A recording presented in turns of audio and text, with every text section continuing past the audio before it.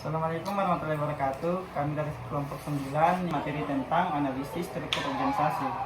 Langsung saja ke materi yang pertama, yaitu pengertian struktur organisasi. Struktur organisasi adalah kerangka atau susunan yang menggambarkan bagaimana suatu perusahaan, lembaga, atau organisasi diatur dan dikelola.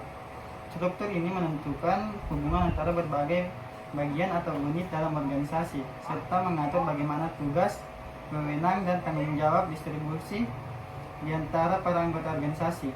Struktur organisasi sangat penting karena menentukan bagaimana sebuah organisasi berfungsi, bagaimana sumber daya dikelola, dan bagaimana kinerja diukur. Struktur yang baik dapat meningkatkan efektivitas organisasi, sementara struktur yang kurang baik dapat menghambat kinerja dan menyebabkan masalah dalam koordinasi dan komunikasi. Baik, selanjut materi yang kedua, fungsi struktur organisasi. Berikut penjelasan dari masing-masing fungsi struktur organisasi. Nomor 1, memberikan kejelasan tanggung jawab. Struktur organisasi memastikan bahwa setiap individu atau tim dalam perusahaan memahami tanggung jawab mereka dengan jelas. Dengan pembagian tugas yang spesifik, karyawan tahu apa yang diharapkan dari mereka dan siapa yang harus bertanggung jawab atas tugas mereka. Yang kedua, menentukan posisi koordinasi setiap unsur perusahaan. Struktur organisasi mengatur posisi setiap individu atau tim dalam perusahaan, menentukan peran mereka dalam berhakikat, dan memastikan koordinasi yang aktif antara sebagai unit atau departemen. Yang ketiga, menjelaskan jalur hubungan antar hierarki. Struktur organisasi menunjukkan bagaimana hubungan pelaporan dan komunikasi antara tingkat manajer diatur. Misalnya dalam sebuah perusahaan retail, manajer toko melapor kepada regional manajer yang kemudian melapor kepada manajer nasional. Yang keempat, memberikan deskripsi tugas dengan jelas. Struktur organisasi menyiapkan deskripsi tugas yang jelas untuk setiap posisi, memastikan bahwa karyawan memahami peran mereka dalam organisasi. Materi ketiga yaitu jenis-jenis struktur organisasi dalam perusahaan. Struktur organisasi yang dipilih oleh sebuah perusahaan sangat dipengaruhi oleh ukuran, kompleksitas, dan tujuan strateginya. Berikut penjelasan dari masing-masing jenis struktur organisasi dalam perusahaan yang ada. Yang pertama, struktur organisasi fungsional. Struktur ini mengelompokkan tugas dan tanggung jawab berdasarkan fungsi atau keahlian tertentu setiap fungsi, seperti pemasaran, produksi, keuangan, atau sumber daya manusia. Memiliki departemen atau visi sendiri yang dikelola oleh seorang manajer fungsional. Struktur yang kedua yaitu struktur organisasi divisional. Struktur ini mengelompokkan unit kerja berdasarkan produk layanan atau wilayah geografis. Setiap divisi beroperasi sebagai unit yang terpisah dengan fungsinya sendiri seperti pemasaran, produksi, dan keuangan yang semuanya melapor kepada kepala divisi.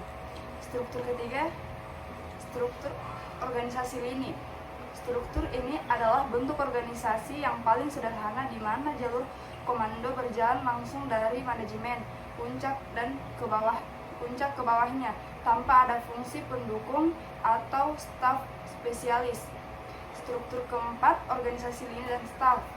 Struktur ini membangun hierarki lini dengan dukungan staf spesialis. Selain jalur komando langsung, organisasi ini juga memiliki staf fungsional yang memberikan nasihat dan dukungan kepada lini manajerial. Yang kelima, itu struktur organisasi matriks. Struktur matriks menggabungkan elemen-elemen dari struktur fungsional dan divisional. Dalam struktur ini, karyawan melapor kepada dua atasan, satu manajemen fungsional dan satu manajemen proyek divisi. Yang keenam, struktur organisasi komite atau proyek. Struktur ini berfokus pada pembentukan tim atau komite khusus yang bertanggung jawab untuk proyek tertentu. Tim ini biasanya dibentuk untuk jangka waktu tertentu dan dibubarkan setelah proyek selesai. Contoh posisi dalam struktur organisasi. Berikut adalah 5 contoh posisi yang terdapat dalam struktur organisasi. Yang pertama, direksi. Puncak dari struktur organisasi yang bertanggung jawab atas pengambilan keputusan strategis. Yang kedua, manajer, bertanggung jawab atas pengelolaan departemen atau divisi tertentu. Yang ketiga, divisi atau departemen, unit-unit fungsional yang bertugas untuk menjalankan operasi harian. Yang keempat, supervisor, pengawas yang mengelola tim operasional langsung. Yang kelima, karyawan staf, posisi operasional yang melaksanakan tugas-tugas spesifik. Lanjut, 7 tips merancang struktur organisasi. Yang pertama, sesuaikan struktur dengan visi dan misi. Struktur organisasi harus dirancang sedemikian rupa sehingga mendukung pencapaian visi dan misi perusahaan. Yang kedua, buat struktur setelah menetapkan model bisnis. Model bisnis perusahaan menentukan cara operasi dan aliran pendapatan. Yang ketiga, pertimbangkan kemampuan dan talenta karyawan. Struktur organisasi harus mempertimbangkan keterampilan dan talenta karyawan. Yang keempat, pertimbangan usia karyawan. Generasi yang berbeda memiliki cara kinerja dan motivasi yang berbeda. Yang kelima, hindari posisi yang tidak sesuai kompetensi. Struktur organisasi harus menghindari pencapaian posisi yang tidak sesuai dengan kebutuhan nyata perusahaan atau tidak sejalan dengan kompetisi karyawan yang ada. Yang keenam, terapkan self-assessment.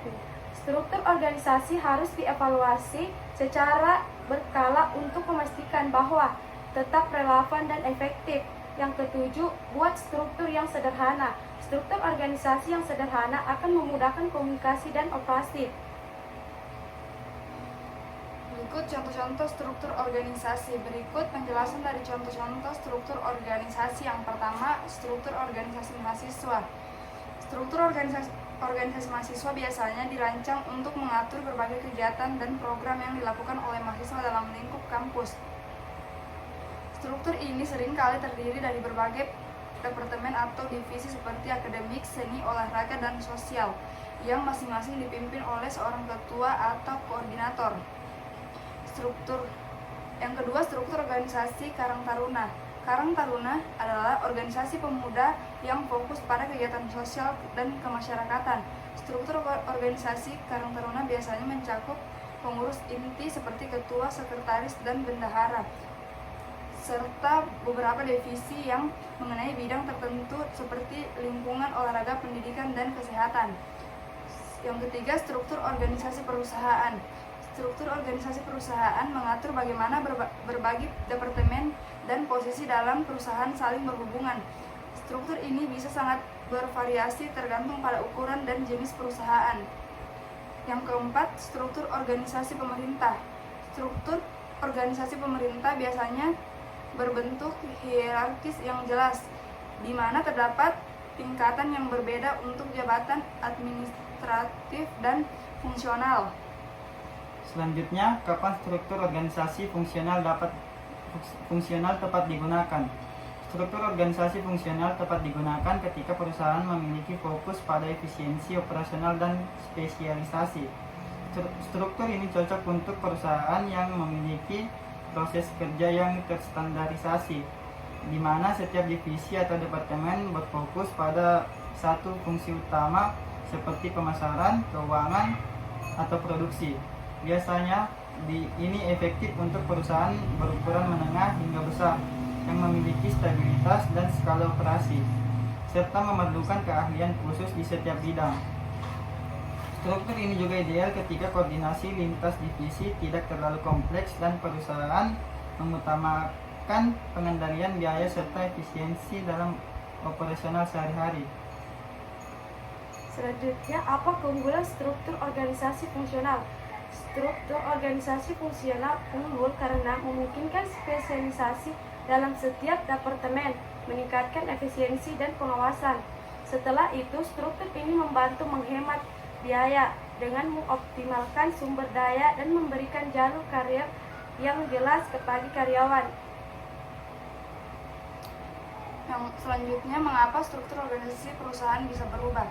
Struktur organisasi perusahaan bisa berubah karena adanya pertumbuhan bisnis, perubahan strategi, inovasi teknologi, atau penyesuaian terhadap dinamika pasar. Perubahan ini dilakukan untuk meningkatkan efisiensi, fleksibilitas, dan adaptabilitas perusahaan terhadap tantangan dan peluang baru. Sekian video presentasi kami dari kelompok 9. Kurangnya mohon dimaafkan. Wassalamualaikum warahmatullahi wabarakatuh.